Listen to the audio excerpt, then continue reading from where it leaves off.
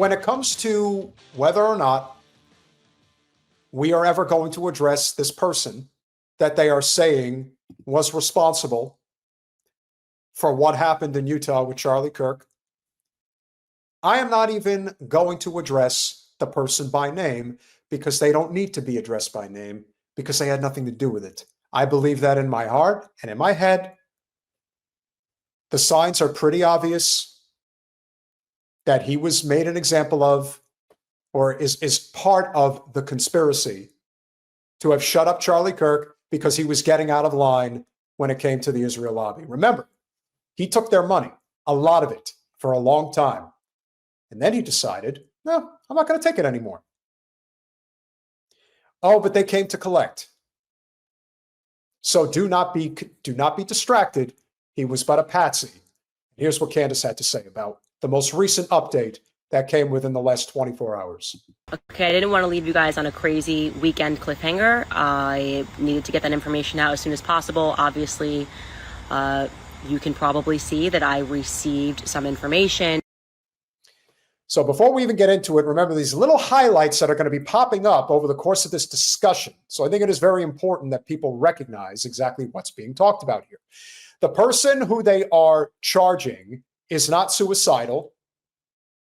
The entire narrative was placed in the media about him having been suicidal is completely fictional. They are already setting this up. I'm sure they have the suicide note already written. So in case anyone's wondering what might be afoot, pay close attention. It's another Epstein situation. It's another Oswald Patsy situation. Period. A communication which answered a lot of questions that the public has had about the story, or rather the non-story that we are getting from the feds. So as it turns out, his father didn't turn him in. When I found out that his father was a pastor and they said that he turned him in for a financial reward, I would like to think I wasn't the only person scratching their head saying, yeah, this doesn't make any sense. That he maintains his innocence? I'm sure he does. The push that Tyler Robinson is this lone shooter, which they're trying to establish as a fact. Some of the burning questions that we had, okay, well, if he turned himself in, how did he also not confess? I now have the answers to that. The main point, the reason why this information came to me, is because there's a narrative being spun right now by the media that Tyler Robinson is or was suicidal. That is not true. And I agree with Candace 1,000% because, again, the trajectory is showing you exactly how this always happens. Always happens. Now they're just talking about this notion that he's now suicidal. Again, I do not care whether you like Charlie Kirk or not. That is so far past what we're even talking about. And if you think that this had anything to do, even for a second, with whether or not the person in question, who again will not be named, was a groyper, or as we discussed at the top of the show, Jillian Michaels would have you believe that he's a furry lover. We are way past that. You're playing out in the sticks if you're still talking about that. This is what matters. And that's a very scary thing when suddenly they're saying he's suicidal and, you know, he's in solitary and he's not suicidal. So that was the reason why this information urgently came to me. Obviously, I know a lot more and I'm going to share it with you guys on Monday. I just wanted to vet some of the things that I heard, ask some more questions from people that would know, and just to make sure everything I say is above board. When she did not show up at Charlie's memorial, that told me a lot about how precarious her situation is. and whether or not going out into public is actually a good idea. Subliminal messaging is actually something that in many cases is involuntary for a lot of people. When Jillian Michaels was doing her little sit down with Brandon, Tom, and Tatum, she made a point to mention Candace Owens and Tucker Carlson. And why did she mention them in particular? Well, it's obvious. The word has been put out there that these are the two most impactful voices in conservative politics that are not playing by the Israel rules. And if you're not playing by those rules, we are going to deal with you. I'm surprised that she hasn't been kicked off the air yet.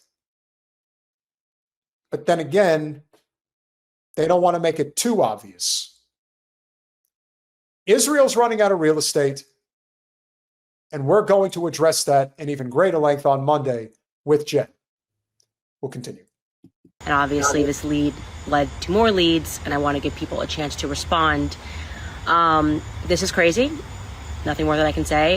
This is very serious. I don't know what's going on, but I do know that what we are being told has gone on is just not so. And yeah, this is really kind of going to begin, I think, to answer a lot of questions and many more questions that need to be asked. So I just wanted to let you know that what they're telling us about him being suicidal is not true. I agree with Candace 1,000%. The reason being is because it couldn't be more obvious. It isn't just about the autopsy report that no one can find. It isn't just about the crime scene that got covered up. It isn't just about the fact that anyone with any modicum of experience handling firearms has said repeatedly, there was no way that they could have broken down that firearm that quickly. There is no way that the supposed firearm had the impact that it did if it were the one that they said it was. It would have been a lot worse. And now we are seeing a lot of footage, so very tepidly, if not outright, suggesting that maybe there wasn't a shot at all. And you take with that what you want.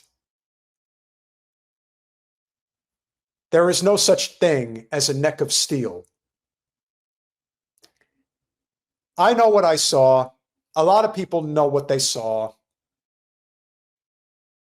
What did we see? We saw somebody who got a little too big for his britches get taken down in his prime. And it wasn't by some lone gun nut. It was a professional job. And it might not have even involved a bullet. Keep an open mind, but do not trust anything regarding this narrative. For there is nothing to trust. Everything is a lie. Because everything that Charlie Kirk, Candace Owens, and Tucker Carlson represents is a true America First anti-Israel narrative that is winning over the people. Why else would somebody like B.B. Milikowski go on with Brandon, Tom, and Tatum, or Patrick Betts, Star of David?